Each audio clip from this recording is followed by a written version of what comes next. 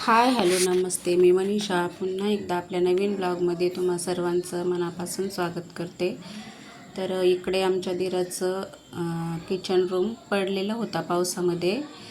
तर तिकडं ते बांधकाम करायचं काम चालू होतं. गवंडी लोक आली होती आणि इकडं टी व्ही वगैरे असं फुटणाऱ्या वस्तू ज्या आहेत त्या आणून ठेवलेल्या घरामध्ये. घडी, आरसा, फोटो वगैरे ठेवले होते इकडं आणि बाकीचा पसारा तिकडेच बाहेर पडलेला आहे. सर्व खूप राडा असा झालेला आहे. दिसत असेल तुम्हाला, पुढं दिसेलच तुम्हाला, पाहू शकता.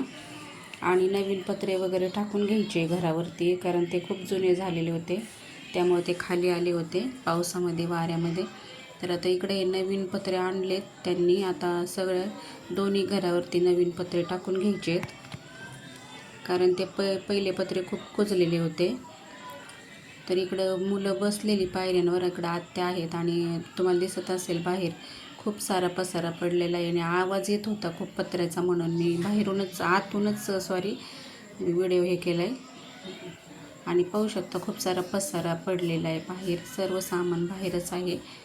तर हा पत्रे वगैरे बसून झाले त्यांचे रात्रीचा टायमिंग. आत्या तिकडे पाहत होते आणि आतमध्ये पण खूप पसारा आहे. 2 दरवाजे केलेत, पहिला एक आहे तो तसंच ठेवला आहे, आता दुसरा एक पाडून घेतला इकडे.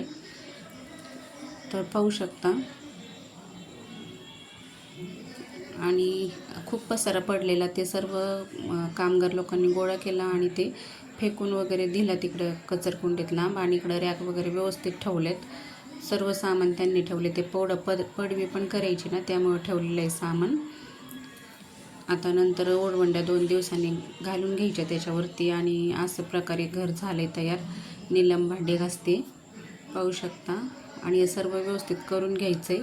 तर हा माझा छोटासा ब्लॉग तुम्हाला कसा वाटला कमेंट करून नक्की सांगा. व्हिडिओ आवडल्यास लाईक, शेअर, सबस्क्राईब करा.